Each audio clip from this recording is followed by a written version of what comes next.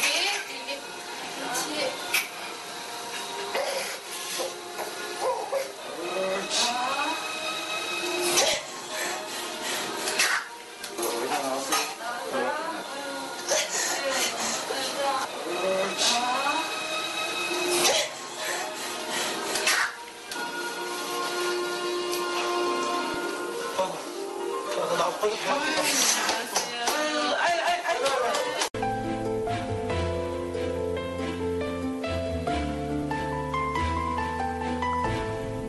저한테는 그게 굉장히 부부 간의 어떤 성적인 부분이 진짜 한 60, 70%는 차지한다라고 생각을 하거든요. 근데 집사람의 어떤 부부 간의 문제는 이제 성이라는 비중이 굉장히 작았어요.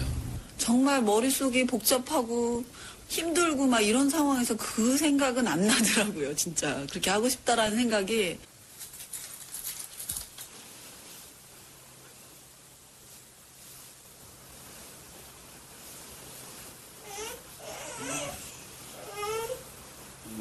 아빠 두 가지 알림 필요. 아빠.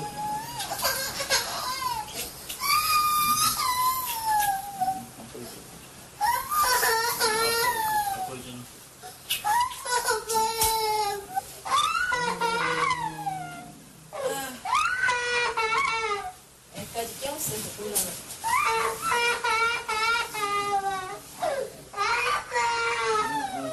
근데 조용히 자지 왜 애까지 깨웠어, 이 밤에. 언제 또 애기들 재 부르려고. 정말 미치지 마.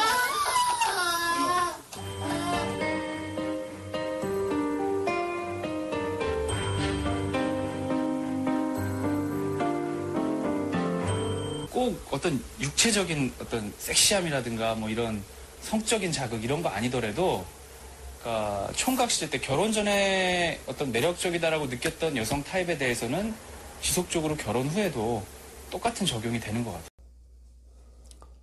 안녕하세요. 이주성입니다. 오늘은 임신과 출산 때의 성관계에 대해서 말씀드리겠습니다. 먼저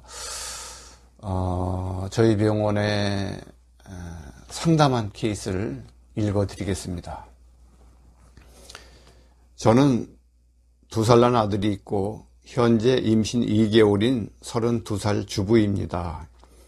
첫 아이 임신했을 때도 마찬가지였지만 남편은 임신한 제가 얼마나 힘들어 하는지 모르는 것 같습니다. 성관계를 요구할 때마다 남편이 미워 죽겠습니다.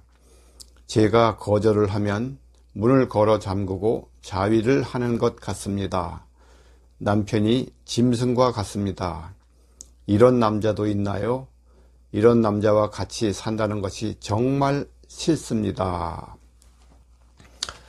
이런 내용의 상담입니다. 부부 생활에 있어서 성이 차지하는 비중이 약 30% 정도 됩니다. 뭐 돈 문제라든가 자녀 문제라든가 여러 가지 문제 중에서 성이 차지하는 비중이 30% 정도 된다는 것입니다. 그런데 성적인 문제가 발생하면 이 30%가 80% 정도로 올라갑니다. 성적인 문제가 하면 외도라든가 또는 조루증이나 발기부전 또는 여성의 불감증 같은 성기능 장애라든가 오늘 얘기한 이런 임신과 출산도 성적인 문제에 들어갑니다. 성적인 문제가 이제 발생하면 그 집안의 이슈가 다 성에 집중된다고 되어 있는데요. 남자와 여자는 생리적으로 전혀 다른 존재입니다. 남자는 남성 호르몬인 그 테스토스테론의 영향을 받고요. 여성은 여성 호르몬인 그 에스트로겐의 영향을 받는 존재입니다.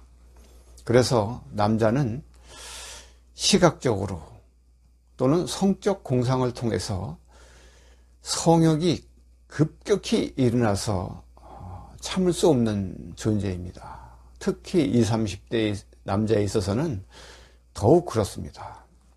그것을 절제할 수 있는 사람은 지구상에 아무도 없습니다. 반면에 여성은 청각적으로 또는 터치에 의해서, 무드에 의해서, 애무에 의해서 성적 반응이 서서히 일어나는 그런 존재입니다. 이것을 먼저 알아야 되겠고요. 또 임신이나 출산 때도 남자의 성적 욕구는 없어지는 것이 아니고, 또 임신과 출산 시에 여성들은 그런 피곤함이 있을 때는 성적 욕구가 전혀 일어나지 않습니다. 이것을 먼저 알아야 됩니다. 그리고 이때 서로의 그런 필요를 이해하는 것이 굉장히 필요합니다. 먼저 남편은 아내가 얼마나 힘들어하는지를 이해하고 아내가 하는 일들을 담당하는 것이 중요합니다. 예를 들어서 설거지나 빨래나 청소나 또 밥까지 맡아서 하는 것이 좋겠고요.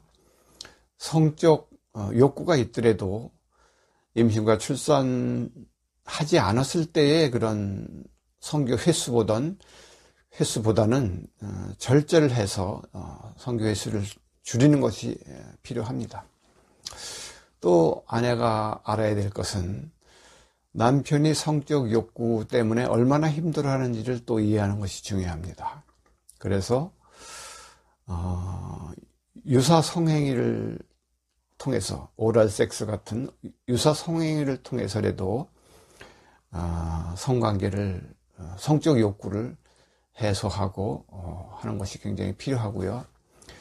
또 피곤하지만 않다면 임신과 출산 때 성관계를 하는 것이 의학적으로 문제가 되지 않습니다.